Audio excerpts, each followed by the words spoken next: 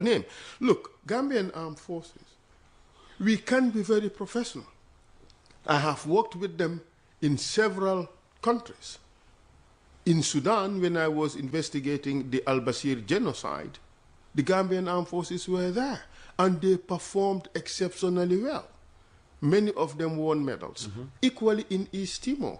In East Timor, in fact, Gambian police and Gambian military occupied very senior and regional command positions. So this shows that some of these guys can be very, very professional. I wish the Barrow government had given them a chance. I was one of the few who started making this clarion call. Respect the Gambian soldiers, put them in their rightful places. At least now, when we see the president, the person behind him is a Gambian soldier. Previously was Senegalese. And no wonder, I mean, if you have these foreign forces in the outside the bedroom door of the president, I think that is too invasive. That is too much.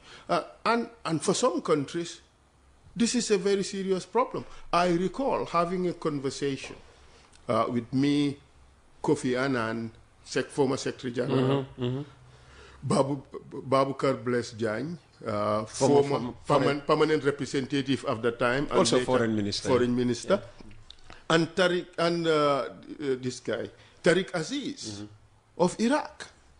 And we were, because Gambia was president of the Security Council, we were trying to negotiate easing of the restrictions, really, by Iraq for the inspection regime.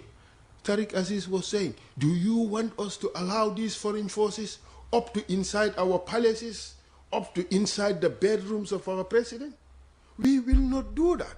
And for the Arabs, they were ready to die for it.